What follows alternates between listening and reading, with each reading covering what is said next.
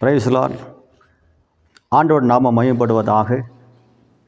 ஆண்டவர் இரட்சகருமாக இருக்கிற கர்த்தராகிய இயேசு கிறிஸ்து நாமத்தினாலே இந்த 1ஆம் தேதி இந்த 7வது மாதத்தில் இந்த காணொலி நிகழ்ச்சி மூலமாக உங்களை பார்ப்பதில் மிக்க மகிழ்ச்சி அடைகிறேன். ஆண்டவர் தாமே உங்களை ஆசீர்வதிப்பாராக. இந்த நல்ல நாளில் கூட தேவனுடைய வாக்குத்தத்த வார்த்தையை நாம் தியானிப்போம், எடுத்து வாசிப்போம். யோவான் எழுதின சுவிசேஷ புஸ்தகத்திலே 11ஆம் அதிகாரம் 40ஆம் வசனத்தை வாசிப்போம். இயேசு அவளை நோக்கி நீ விசுவாசித்தால் தேவனுடைய மகிமையை காண்பாய் என்று நான் உனக்கு சொல்லவில்லையா என்றார். ஹல்லேலூயா. கர்த்தருடைய பரிசுத்த நாமத்துக்கு மகிமை உண்டாவதாக. எனக்கு அன்பான தேவனுடைய பிள்ளைகளே, இந்த 1ஆம் தேதி 7வது மாதத்தில் கர்த்தர் நம்மளை கிருபையாய் கொண்டு சேர்த்திருக்கிறார். அந்த பெரிய கிருபைக்காக நாம் தேவனை ஸ்தோத்திரிக்க வேண்டும். அந்த பெரிய தயவுக்காக கர்த்தரை துதிக்க வேண்டும். எத்தனை பேர் கர்த்தரை துதிக்கிறீங்க? இந்த நாட்களிலே நேற்று பார்த்தவர்கள் இன்று பார்க்க முடியல, மரித்து போயிருக்கிறார்கள். நான் இன்று நாளிலே நம் வாழ்க்கையில் எத்தனோ உபத்திரவங்கள், பிரச்சனைகள், தேவைகள் மத்தியில் தேவன் கிருபையாக நடத்தி வந்து இந்த 7வது மாதத்தை கர்த்தர் காண செய்திருக்கிறார் அல்லவா? அதற்கான தேவனை ஸ்தோத்திரிப்போம். ஹல்லேலூயா, ஹல்லேலூயா. நம் தேவன் நல்லவராக இருக்கிறார். இந்த மாதம் கர்த்தருடைய வாக்குத்தத்த வார்த்தை என்னவென்றால், நாம் விசுவாசிக்கும் மாதமாக இருக்கிறது. தேவன் அதிகமாக விசுவாசிக்க வேண்டும், ஆண்டவரும் அதிகமாக நம்பிக்கை வைக்க வேண்டும். இன்றைக்கி அநேகருடைய நம்பிக்கை குறைந்து போயிருக்கிறது, அநேகருடைய விசுவாசம் குறைந்து போயிருக்கிறது. இயேசுவை ஏற்றுக்கொண்ட அந்த நாட்களில் இருந்த விசுவாசம் இன்றைக்கு அநேக இடத்துல பார்க்க முடியல. காரணம், நான் சோர்ந்து போயிட்டேன் பாஸ்டர், நான் ரொம்ப சோர்ந்து போயிட்டேன், பலவீனமாயிட்டேன், நம்பிக்கை விட்டுட்டேன்னு சொல்லக்கூடிய நபர்கள் அநேக நபரை பார்க்க முடியும். இந்த நாட்களில் கர்த்தருடைய வார்த்தை நேராய் புறப்பட்டு வருகிறது. அன்பு தேவனுடைய பிள்ளைகளை, நீங்கள் இந்த மாதம் ஆண்டவரை விசுவாசிக்கிற மாதம், கர்த்தரை முழுமையாக நம்புகிற மாதம். நீ ஆண்டவரை முழுமையாக நம்புனீங்கன்னா இந்த மாதம் கர்த்தர் பெரிய காரியத்தை செய்ய வல்லவராக இருக்கிறார். இங்கே பாருங்கள், ஒரு அருமையான மார்த்தாள் மரியாளை பார்த்து ஆண்டவர் சொல்லுகிற காரியத்தை பார்க்கிறோம். இந்த வார்த்தை தேவன் அழகாக சொல்லுகிறார், நீ விசுவாசித்தால் தேவனுடைய மகிமையை காண்பாய். மார்த்தாள் மரியாளை பார்த்து சொல்கிற வார்த்தை அது. இதற்காக ஆண்டவர் சொன்னார், இந்த மார்த்தாள் மரியாளுக்கு தாய் தகப்பன் கிடையாது, அவளுக்கு ஒரே ஒரு சகோதரன் தம்பி இருந்தான், அவனும் வியாதிப்பட்டு மரித்து போய்விடுகிறான். மரித்து போன பிற்பாடு அவன் அடக்கம் பண்ணுகிறார்கள். அடக்கம் பண்ணி 4 நாட்கள் கழித்து இயேசு கிறிஸ்து அங்கே வருகிறார். ஆண்டவராக இயேசு அந்த இடத்துல வரும் பொழுது அங்கே சொல்லுகிறார், அந்த கல்லை புரட்டி தள்ளுங்கள் சொல்லும்போது அந்த மார்த்தாள் மரியாள் சொல்லுகிறார்கள், ஆண்டவரே நாருமே என் சகோதரன் மரித்து 4 நாள் ஆயிற்று, அது நாற்றம் எடுக்குமே அப்படின்னு சொல்லுகிறாள். ஹல்லேலூயா. கர்த்தருடைய பரிசுத்த நாமத்துக்கு மகிமையுண்டதாக. இன்றைக்கு அநேகருடைய வாழ்க்கையில் இதுபோல் நடந்து கொண்டிருக்கிறது. ஆனால் மரியாள் பாருங்கள், தன் வாழ்க்கையில் அற்புதம் நடக்க வேண்டும், தன் வாழ்க்கையில் கர்த்தர் எப்படியாவது இறங்கி என் தம்பியை சுகமாக்க வேண்டும், எழுப்ப வேண்டும் என்று அந்த நம்பிக்கைலாம் இருக்குது. ஆனால் ஒன்று, அந்த இடத்துல தேவனுடைய வார்த்தைக்கு நாம் கீழ்ப்படிய வேண்டும் என்ற, தேவனுடைய வார்த்தை நம்ப வேண்டும் என்ற அந்த காரியத்தை அவள் மறந்து விடுகிறாள். ஹல்லேலூயா, ஹல்லேலூயா. இன்றைக்கு அநேகர் கர்த்தருடைய ஜனங்கள், கர்த்தருடைய பிள்ளைகள் ஆலயத்துக்கு போகிறீங்க, செபிக்கிறீங்க, எல்லாம் செய்றீங்க. ஆனால் தேவனுடைய வார்த்தையை நம்புவதை நீங்கள் மறந்து விடுகிறீர்கள். தேவனுடைய வார்த்தை புறப்பட்டு வரும் பொழுது, கர்த்தருடைய வார்த்தையை நீங்கள் வசனத்தை கேட்கும் பொழுது அந்த வார்த்தையை நீங்கள் நம்ப வேண்டும். கட்டாய இந்த வசனங்கள் என் வாழ்க்கையில் கிரியை செய்யும் என்று நம்பும் பொழுது அந்த வேத வசனங்கள் நம்முடைய வாழ்க்கையில் கர்த்தருடைய மகிமையை அது வெளிப்படுத்தும். ஹல்லேலூயா. இங்கே பாருங்கள், மரியாள்கிட்ட கர்த்தர் சொல்லுகிறார். சொல்லும் பொழுது அவர் சொல்லுகிறார், நாரும் ஆண்டவரையும் சொல்லுகிறார். பிற்பாடு பாருங்கள், தேவனுடைய வார்த்தைக்கு கீழ்ப்படிந்து அந்த கல்லை புரட்ட ஆரம்பிக்கிறார்கள். புரட்ட ஆரம்பிக்கும் பொழுதுதான் அந்த சமாதிக்குள் வந்த மரித்து போன லாசருவை ஆண்டவர் பெயர் சொல்லி அழைக்கிறார். பெயர் சொல்லி அழைக்கும் பொழுது அவன் உயிரோடு எழும்பி வருகிறான். ஹல்லேலூயா, ஹல்லேலூயா. இதைதான் ஆண்டவராக இயேசு கிறிஸ்து சொல்லுகிறார், நீ விசுவாசித்தால் தேவனுடைய மகிமையை காண்பாய் என்று. இந்த மாதம் 7வது மாதம் எத்தனை பேர் ஆண்டவரை விசுவாசிக்கிறீங்க? எத்தனை பேர் இயேசுவை நம்புகிறீங்க? அந்த நம்பிக்கை முழு நம்பிக்கையாக இருக்கட்டும். நடக்குமா நடக்காதா, இந்த காரியம் ஆகுமா ஆகாதா, இது முடியுமா முடியாதான்னு சொல்லி அப்படிப்பட்ட சூழ்நிலையை யோசிக்காதீர்கள். அப்படிப்பட்ட எண்ணங்களுக்கு நீங்கள் போகாதீர்கள். அப்படி போகாதபடிக்கு இந்த 7வது மாதம் முதல் தேதியிலே என் ஆண்டவர் எனக்காக எல்லாவற்றையும் செய்ய வல்லவராக இருக்கிறார். என் வியாதியை மாற்ற இயேசு வாழ முடியும். என் பிரச்சனையை மாற்ற இயேசு வாழ முடியும். என் தேவைகளை சந்திக்க இயேசு வாழ முடியும். என் அவமானத்தை மாற்றுவதற்கு என் இயேசு வாழ முடியும். என் நல்ல வேலையை கொடுப்பதற்கு என் இயேசு வாழ முடியும். நாளிலே நல்ல ஒரு சம்பாத்தியம் பண்ணுவதற்கு கர்த்தருங்க பலத்தை கொடுப்பாருன்னு சொல்லி எத்தனை பேர் விசுவாசிக்கிறீர்களோ அத்தனை பேர் வாழ்க்கையில் இந்த மாதம் தேவனுடைய மகிமையை காண்பீர்கள். ஹல்லேலூயா, அல்லேலூயா. ஆண்டவருடைய மகிமையை காண்பீங்க. ஆண்டவருடைய பிரசன்னத்தை உணர்வீங்க. கர்த்தர் செய்யப்படுற அதிசயமான காரியத்தை 7வது மாதத்தில் கண்டு நீ தேவனை மையப்படுத்த போறீங்க. ஆமென். அதற்கெல்லாம் தேவை ஆண்டவர் முழுமையாக நம்ப வேண்டும். அறக்குறையாக அல்ல, ஏசப்பா முழுமையாக நம்ப வேண்டும், விசுவாசிக்க வேண்டும். ஆரம்பத்தில் அந்த விசுவாசம் இப்போ எங்கே போய்விட்டது? அநேகர் விழுந்து விடுகிறார்கள், விசுவாசத்தில் சோர்ந்து போய் விடுகிறார்கள். நான் நிறைய ஜெபம் பண்ணுறேன், நிறைய காரியங்களுக்காக ஆண்டவர் சமூகத்தில் ஜெபித்தேன், ஆனால் கர்த்தருக்கு ஒன்றுமே செய்யலைன்னு சொல்லும்போது நீ சோர்ந்து போகிறீர்களா? அன்பு தேவ பிள்ளைகளே, கர்த்தருடைய வார்த்தை உனக்கு நேராய் இந்த நாளில் புறப்பட்டு வந்து கொண்டிருக்கிறது. உங்கள் நேராய் கர்த்தருடைய வார்த்தை புறப்பட்டு வருகிறது. உனக்காக தேவன் பேசி கொண்டிருக்கிறார். உன்னை விசுவாசத்தை விட்டு விடாதே, உன்னை விசுவாசத்தை விட்டு விடாதே. யவீரின் மகள் அருமையானவர்களே மரித்து போன பொழுது இயேசு கிறிஸ்துவை அருமை யவீரன் தேடி இயேசு அழைத்து கொண்டு வீட்டுக்கு புறப்பட்டு போகிறான். புறப்பட்டு போகிற வழியில் அங்கிருந்து ஒரு வேலைக்காரன் ஓடிவன் சொல்லுகிறான், ஐயா மகள் மரித்து விட்டாள் என்று. போதகரை துன்பப்படுத்த வேண்டாம், வருத்தப்படுத்த வேண்டாம் என்று சொல்லும் பொழுது அடுத்த செகண்ட் ஆண்டவர் சொல்லுகிறார், யவீருவே விசுவாசம் உள்ளவனாயிரு, உன் விசுவாசத்தை விட்டு விடாதேன்னு சொல்லி கர்த்தர் சொல்லுகிறார். ஹல்லேலூயா. எங்கள் அன்பான தேவனுடைய பிள்ளைகளே, இதுவரை கடந்த மாதத்தில் எவ்வளோ காரியங்களை முயற்சி எடுத்தும் நடைபெறாமல் இருக்கிறதா? நீங்கள் வாழ்க்கையில் முன்னேற விரும்பியும் முன்னேற முடியலையா? சோதனை மேலே சோதனை வந்து கொண்டிருக்கிறதா? பிரச்சனை மேலே பிரச்சனை வந்து கொண்டிருக்கிறதா? நீங்கள் பயப்படாதீங்க, தைரியமாக இருங்க. இதோ கர்த்தருடைய வார்த்தை உங்கள் நேராய் புறப்பட்டு வருகிறது. விசுவாசம் உள்ளவனாயிரு, விசுவாசம் உள்ளவளாக இரு, ஆண்டவர் மகிமையை பார்ப்பீர்கள். ஹல்லேலூயா, ஹல்லேலூயா. ஆண்டவராக இயேசுவானவர் அருமையாமலே வெள்ளியோ பொன்னோ பொருளோ பணமோ எதிர்பார்க்கல.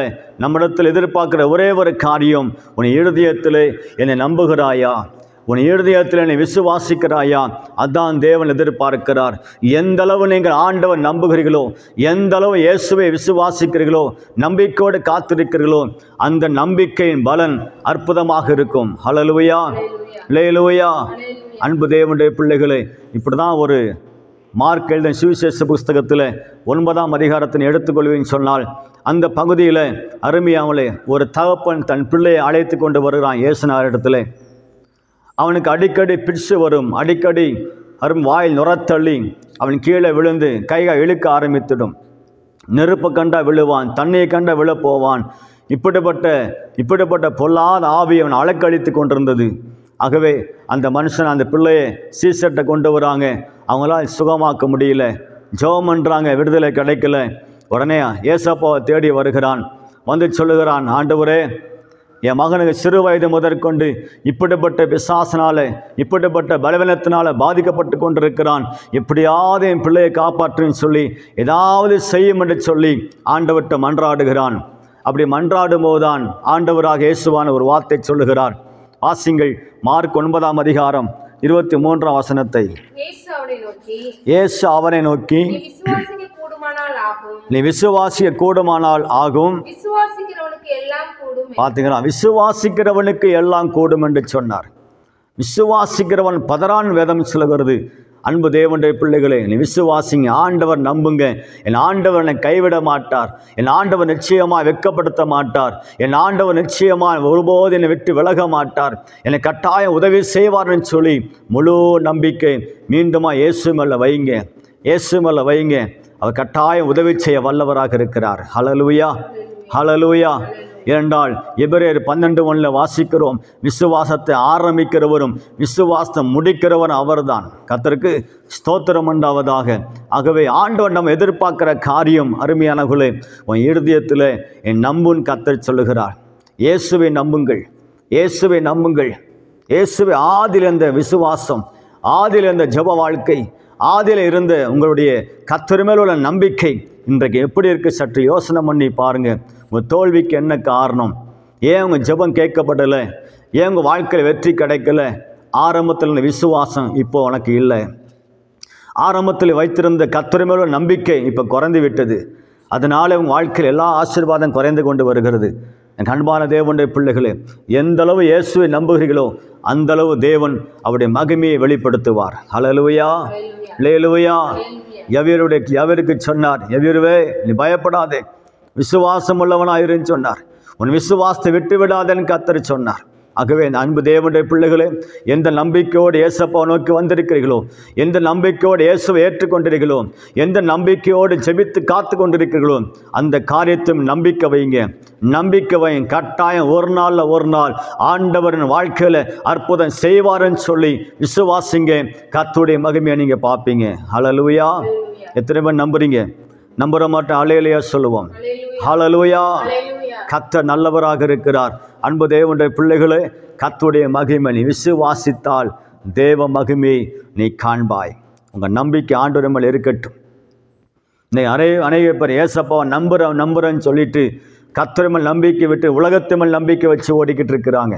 பணத்து மேல் நம்பிக்கை வைத்திருக்கிறார்கள், மனுஷன் மேல் நம்பிக்கை வைத்திருக்கிறார்கள், ஒரு அதிகாரி மேல் நம்பிக்கை வைத்திருக்கிறார்கள். நீ கர்த்தருடைய வார்த்தை வருகிறது, அந்த நம்பிக்கையெல்லாம் வாழ்க்கையில் அற்புதம் செய்யாத அன்பு தேவனுடைய பிள்ளைகளே, கர்த்தர் மேல் நம்பிக்கை வைத்துப்பார். கர்த்தர் மேல் நம்பிக்கை வைத்துப்பார். கர்த்தருக்கு ஸ்தோத்திரம் உண்டாவதாக. அந்த மகிமையை நீங்கள் பார்ப்பீங்க. அந்த மகிமையை நீங்கள் பார்ப்பீங்க. மனுஷன் நம்பி அவன் பின்னாடி ஓடினது போதும். அதிகாரத்தை நம்பி பின்னாடி ஓடினது போதும். உன் பணத்தை நம்பி உன் திறமையை நம்பி வாழ்ந்தது போதும். இன்னைக்கு இயேசுவை நம்பி வாழ்ந்து பாரு. இயேசுவை நம்பி வாழ்ந்து பாருங்கள். கர்த்தருடைய மகிமை அற்புதத்தை நீ கண்ணால் பார்ப்பீர்கள். ஹல்லேலூயா, அல்லேலூயா. பாருங்க, தகப்பன் தன் பிள்ளைக்காய் கெஞ்சுகிறான், ஏதாவது செய்து என் பிள்ளையை காப்பாற்றுங்க ஆண்டவரே. அப்போ ஆண்டவர் சொல்றார், நீ விசுவாசிய கூடுமானால் அது ஆகும், விசுவாசிக்கிறவனுக்கு எல்லாம் கூடும் என்று சொன்னார். ஆமென், ஹல்லேலூயா. கர்த்தருடைய பிள்ளைகளுக்கு பெரிய ஆயுதம் எதுவென்றால் விசுவாசம். விசுவாசம் என்னும் கேடகத்தை எடுத்துக்கொள்ளுங்க. விசுவாசம் என்னும் அருமையாமலே அதுக்கு அன்பு தேவனுடைய ஆயுதங்கள் எடுத்துக்கொள்ளுங்க. அப்போ எல்லாவற்றையும் மேற்கொள்ளக்கூடிய ஒரு பெரிய பாக்கியத்தை கர்த்தர் கொடுப்பார். கர்த்தருக்கு ஸ்தோத்திரம் உண்டாவதாக. இந்த விசுவாசம் என்பது ஒரு வரம். 9 வரங்களில் ஒரு வரம் தான் விசுவாசம் என்ற ஒரு வரம். இந்த விசுவாசம் நமக்குள்ளே பெருகட்டும். விசுவாசம் பெருக பெருக பெருக பெருக அன்பு தேவனுடைய பிள்ளைகளே, கர்த்தருடைய மகிமையை நீங்கள் பார்ப்பீங்க. ஆகவேதான் வேதம் சொல்லுது, என்னை விசுவாசிப்பவன் என்னிலும் மேலான காரியம் செய்வான். கர்த்தருக்கு ஸ்தோத்திரம் உண்டாவதாக. விசுவாசிக்கிறவன் பதறான் வேதம் சொல்லுகிறது. நீங்கள் பதற வேண்டிய அவசியம் இல்லை. நம்பிக்கை விட்டுறாதீங்க, தளர்ந்து போகாதீங்க, சோர்ந்து போகாதீங்க. நிச்சயம் ஆண்டவர் உன்னை கரம் பிடித்து தூக்குவார். ஆமென், ஹல்லேலூயா. இப்படி தான் ஒரு மிஷினரி நிறைய ஜெபித்து கொண்டிருந்த பொழுது கர்த்தருடைய வார்த்தை அவருக்கு புறப்பட்டு வந்ததாம். இல்லைன்னு சொன்னார், ஒரு காட்டு பகுதியில் காட்டுவாசிகள் மத்தியில் ஊழியத்துக்கு போகணும்னு சொல்லி கர்த்தர் பேசியிருக்கிறார். அந்த காட்டுவாசிகள் மிகவும் கொடூரமான மனுஷர்கள், நரமாமிசம் சாப்பிடக்கூடியவர்கள். அவர்கள் மத்தியில் ஊழியம் செய்து கர்த்தர் பேசும்போது அந்த ஊழியக்காரன் சற்று யோசிக்காமல் சரி ஆண்டவரேன்னு சொல்லி கீழ்ப்படிந்துட்டு அவரை ஜெபித்தார். ஆண்டவரே, உங்களை நம்பி நான் புறப்பட்டு போகிறேன், எங்களை பாதுகாத்து கொள்ளுங்கன்னு சொல்லி அவர் ஜெபிச்சுட்டு குடும்பமாக அந்த காட்டுக்குள்ளே அந்த மலைவாசி அதாவது காட்டுவாசி மக்கள் மத்தியில் ஊழியம் செய்வதற்கு அவர்கள் புறப்பட்டு போனார்களாம். புறப்பட்டு போன கொஞ்ச நாட்களில் பார்த்தீங்கன்னா அந்த சூழ்நிலைகள்லாம் அவர் ஒத்து வரல, அந்த கிளைமேட்லாம் ஒத்து வரல அவங்களுக்கு. அதனால் அவங்க மனைவி சிக்காய் இறந்துடுறாங்க அந்த காட்டுக்குள்ளே. அந்த எந்த ஒரு மருத்துவமனை ஹாஸ்பிட்டல்லாம் கிடையாது. எங்கேயாவது ஊருக்குள்ளே வரணும், ரொம்ப தூரம் பிரயாணப்பட்டு வர வேணும், ஒரு நதியை தாண்டி வரணும், ரொம்ப கஷ்டம். அதனால் அங்கே மனைவி இறந்துடுறாங்க. இன்னும் கொஞ்ச நாள் கழித்து பார்த்தா அவருடைய பிள்ளையும் இறந்து விடுகிறான். எல்லாம் இறந்து செத்து போயிடுறாங்க. அப்பொழுது அந்த மிஷினரி உட்காந்து அழுதாராம், ஆண்டவரே உங்களை நம்பி தான் வந்தேன், ஆண்டவரே உங்களை நம்பி தான் நான் வந்தேன், என் மனைவி பிள்ளை இறந்து போயிட்டார்கள், நான் மாத்திரம்தான் இருக்கிறேன், என்ன ஆண்டவரேன்னு சொல்லி அழுது புலம்பும் பொழுது கர்த்தருடைய வார்த்தை அந்த மிஷினரிக்கு வந்ததாம். கர்த்தர் சொன்னாராம், உன்னை நம்பி வந்தேன்னு சொல்கிறியப்பா, இதோ அந்த அந்த கரை ஓரமாய் நதி ஓரமாய் ஒரு போட் ஒரு கயிற்றை போட்டு கட்டி வச்சிருக்கிறியே, அது என்னன்னு சொல்லி ஆண்டவர் கேட்டாராம். அப்போ ஆண்டவர் சொன்ன, உனக்கு ஒரு ஆபத்து வரும் பொழுது இந்த போட்டில் ஏறி தப்பிச்சு போயிடலான்னு சொல்லி தானே இந்த போட்டை கட்டி வச்சிருக்கிற. அப்புறம் எப்படி ஆண்டவர் உம்மை நம்பி இருக்கிற எப்படி சொல்கிறேன், நம்பிக்கைலாம் போட்டு மேலே தான் இருக்குது அப்படின்னு கர்த்தர் பேசும்போது அந்த மனுஷன் நேரம் எழுப்பி போய் அந்த போட்டை உடச்சி சுக்கு நீராய் போட்டுட்டானான். போட்டு வந்து சொன்னான், ஆண்டவரே இப்போ நான் தப்பிச்சு போகிறதுக்கு எனக்கு வழியே இல்லை, வேறு வழி எனக்கு கிடையாது, உங்களை தவிர எனக்கு யார் இல்லைன்னு சொல்லி அவன் செபித்தாராம். பாருங்கள், அந்த நாட்களில் பாருங்கள், அந்த வருஷத்தில் ஆண்டவர் அந்த காட்டு மிராண்டித்தனமாக இருந்த மனுஷர்களை, அந்த காட்டுவாசிகளை கர்த்தர் ஒரு பெரிய நாளிலே எல்லா ஜனங்களை ரட்சித்து அவன் நாமம் தரிக்கப்பட்டவர்களாய் கர்த்தர் மாற்றினாராம். ஹல்லேலூயா, ஹல்லேலூயா. அந்த காட்டுவாசி மக்கள் மத்திய எழுப்புதலை கர்த்தர் உண்டாக்கினாராம். பெரிய எழுப்புதல், யாருமே சாதிக்க முடிய காரியத்தை அந்த மிஷனரியை கொண்டு கர்த்தர் செய்தாராம். ஹல்லேலூயா. இன்னைக்கு அநேக அருமையான இயேசுவை நம்புகிறேன், ஆண்டவன் நம்புகிறேன்னு சொல்லி பேருக்கு சொல்லிட்டு உன் நம்பிக்கையெல்லாம் பணத்து மேலேயும் அதிகாரத்தின் மேலேயும் வேலை மீதும் வைத்து கொண்டு ஓடிக்கொண்டிருக்கிறோம். அன்பு தேவனுடைய பிள்ளையே, சற்று உட்கார்ந்து யோசிங்க. உங்கள் நம்பிக்கை யார் மேலே இருக்கிறது? உங்கள் நம்பிக்கை யார் மேலே வைத்திருக்கிறீங்க? உங்கள் விசுவாசம் எது மேலே இருக்கிறது? உட்கார்ந்து யோசிங்க, உட்கார்ந்து சிந்திங்க. ஹல்லேலூயா. வெறும் வாயில் சொல்வது ஏசி, ஏசப்பா உம்மை தான் நம்பி இருக்கிற ஆண்டவரே, உங்களை தான் நம்பி இருக்கிறேன்னு சொல்வது ஏசி. ஆனால் உட்காந்து யோசனை பண்ணி பாருங்கள், உங்கள் நம்பிக்கை எது மேலே வைத்திருக்கிறீங்க?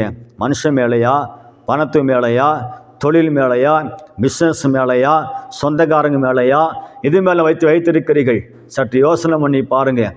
இன்றைக்கு அப்படி இருக்குமானால் இன்றைக்கு மனம் திரும்பி இந்த 1ஆம் தேதி 7ஆவது மாதத்தில் சொல்லுங்கள், ஆண்டவரே நான் எதையும் நம்பவில்லை ஆண்டவரே, உங்களை நம்புகிறோம், உம்மை நம்புகிறோம் ஆண்டவரே, உம்மை முழுமையாக விசுவாசிக்கிற ஆண்டவரே, எனக்கு உதவி செய்ய உம்மால் மாத்திரம்தான் முடியும் என்று நான் நம்புகிறேன்னு சொல்லி உங்கள் நம்பிக்கையை கர்த்தர் மேலே வைத்து பாருங்கள். அப்பொழுது ஆண்டோடைய மகிமை உங்கள் வாழ்க்கையில் வெளிப்படும். ஹல்லேலூயா. எல்லாம் செபிக்கலாம், கண்களை மூடி ஆண்டவர் சமூகத்தை சொல்லுங்கள், ஆண்டவரே இவ்வளவு காலமாய் அவிசுவாசத்தோடு வாழ்ந்திருக்கிற ஆண்டவரே, அவிசுவாசத்தோடு ஆலயத்துக்கு வந்தேன், அவிசுவாசத்தோடு ஜெபம் பண்ணேன், ஏதோ கடமைக்காக பேருக்காக ஜெபம் பண்ணேன், எல்லாம் சொல்கிறாங்கன்னு சொல்லி நான் ஜெபித்தேன், ஆலயத்துக்கு வந்த ஆண்டவரே, எசப்பா அந்த நாட்களில் என்னோடு பேசுனீங்க, உமக்கு நன்றி ஆண்டவரே. இன்றைக்கு நான் மனம் திரும்புகிறேன்ப்பா, இன்றைக்கு நான் மனம் திரும்புகிற ஆண்டவரே, என்னை ஒரு விஷயம் மாற்றுங்க, எனக்குள்ளே இருக்கிற விசுவாசத்தை தட்டி எழுப்புங்க ஆண்டவரே, விசுவாசத்தை வர்த்திக்க பண்ணுங்க ஆண்டவரே. ஹல்லேலூயா. இயேசுவே நாளிலே கர்த்தாவே விசுவாச குறைவோடு வாழ்ந்தது என்னுடைய தவறுதான் ஆண்டவரே, என்னை மன்னியும், என்னை மன்னியும். என் நம்பிக்கை ஆண்டவரே எது மேலே உலகத்து மேலெல்லாம் வைத்து விட்டு வாழ்ந்த ஆண்டவரே, கர்த்தாவே ஒரு விஷயம் மன்னிப்பீராக.